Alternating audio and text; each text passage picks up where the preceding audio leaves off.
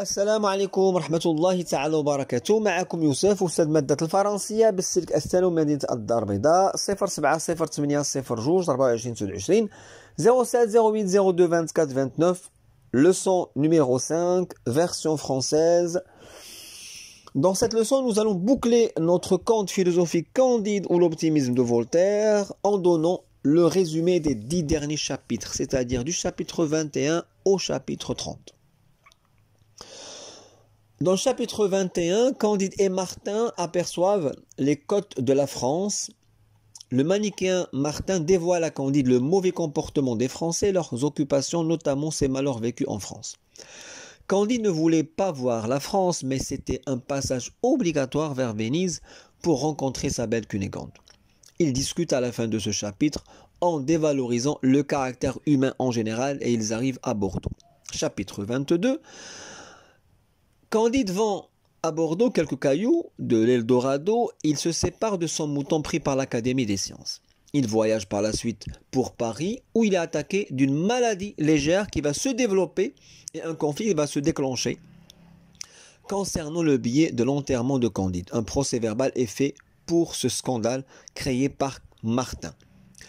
Candide va faire connaissance à un abbé périgourdin, ça vient de Périgord, c'est une région au sud de la France, pas loin de Toulouse.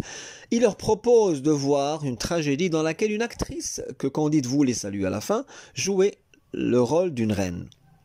L'abbé conduit Candide et Martin chez une femme de qualité, avec qui ils vont jouer, mais malheureusement Candide va perdre 50 000 francs.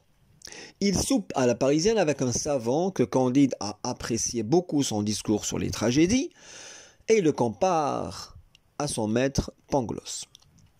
La marquise mène Candide dans son cabinet pour se prostituer pour 2 diamants. Candide reconnaît son infidélité à mademoiselle Cunégonde et raconte toute son histoire à l'abbé. 07 08 02 24 29 Candide reçoit le lendemain une lettre piégée de l'abbé qui lui fait croire que c'est une lettre de Cunégonde et qu'elle l'attend à l'hôtel dans un état gravement malade.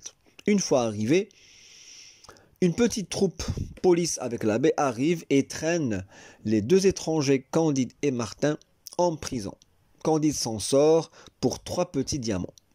Il offre encore une fois 3 autres petits diamants pour s'embarquer vers l'Angleterre et quitter l'enfer qui était Paris.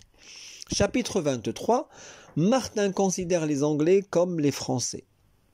Et près des côtes de l'Angleterre, ils assistent à une condamnation à mort d'un gros homme, à genoux, les yeux bandés, tué par 3 balles de la part de 4 soldats dans le crâne du condamné. Il a été tué parce qu'il n'a pas tué lui aussi assez de monde durant la guerre France-Angleterre.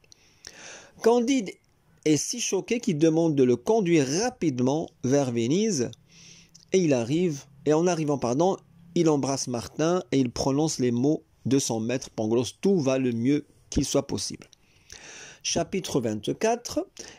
Ils arrivent à Venise et cherchent vainement Cacambo et Cunégonde. Martin essaie de convaincre Candide d'oublier son valet Cacambo et Candide aperçoit un Théatin qui est le frère Giroflée, avec une fille dans un état heureux et amoureux. Il invite le couple à dîner. Il s'aperçoit que c'était Paquette, la femme de chambre de Madame la Baronne. Elle lui raconte ses malheurs avec la femme d'un médecin, puis son misérable vécu. Le frère Giroflée aussi raconte ses malheurs. Candide finit par croire que la seule personne sans chagrin est le sénateur Monsieur Pococurante. Dans le chapitre 25, 07 08 02 24 29, dans le chapitre 25, ils arrivent en gondole au palais de M. Pococurante, un homme fort riche de 60 ans, qu'il avait 2 belles filles, mais qui commençait à l'ennuyer. Il avait des tableaux très très beaux, achetés fort cher, mais il trouve que c'est une imitation de nature et non pas la nature. Un concerto d'une musique délicieuse qu'il considérait comme bruit. Une bibliothèque qu'il la considère comme l'ennui le plus mortel, et Martin confirme tout cela. Le Vénitien, c'est-à-dire Pococurante, critique tout ce qu'il a. Pour Candide, malgré tout ça, Pococuranté était le plus heureux, contrairement à Martin qui le voit le plus dégoûté. Chapitre 26. Un soir, Candide soupe avec 6 rois à l'hôtel où il demeure. 07 08 02 24 29. Cacambo était l'esclave du premier roi et il informe que Cunégonde est à Constantinople. Donc enfin, il va rencontrer Cacambo au 26e chapitre.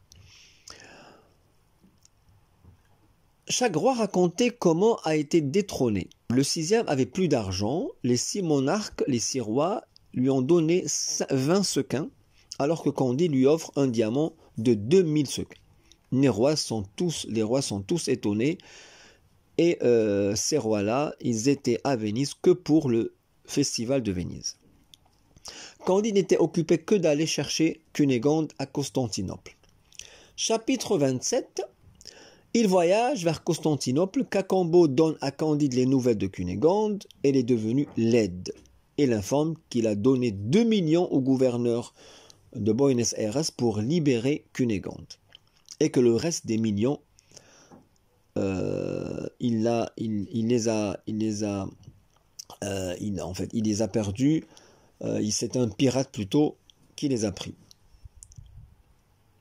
Il rencontre sur le vaisseau vers Constantinople Pangloss et le fils du baron, qui étaient des forçats, qui ramaient. Candide va les libérer à 50 000 sequins en vendant un diamant à un juif. Il vend encore de diamants pour libérer Cunégonde. Chapitre 28, 07 08 02 24 29. Le chapitre 28, Candide demande des excuses au fils du baron. Ce dernier lui raconte ses aventures en détail, ainsi que son crime commis pour lequel il est devenu un forçat. Pangloss lui aussi raconte ses aventures et ses malheurs, notamment son crime dans la mosquée. Candide lui demande s'il tient toujours à son optimisme absolu et Pangloss confirme qu'il ne peut pas avoir tort. Donc il tient toujours à son optimisme absolu. Chapitre 29. Ils discutaient sur les effets et les causes et ils arrivent sur le rivage de la Propontide, chez le prince Transylvanie. 07 08 02 24 29. Ils arrivent chez le prince Transylvanie où travaillait Cunégonde en tant que servante ainsi que la vieille. Candide rencontre enfin sa belle Cunégonde, mais dans un état vraiment misérable. Il tient à ses promesses pour l'épouser, mais le fils du baron, son frère, refuse. Cunégonde le prie pour accepter, alors que Candide se met en colère et menace encore une deuxième fois de tuer le fils du baron. Dernier chapitre, chapitre 30, Candide n'avait aucune envie d'épouser Cunégonde, mais l'impertinence du baron le déterminait à conclure le mariage. 07 08 02 24 29. Pangloss, Martin et Cacambo étaient contre le baron et il est remis aux galères sans rien dire à sa sœur. Candide lui reste que sa métairie. Cunégonde est devenue plus laide et insupportable. La vieille était infirme et de mauvaise humeur.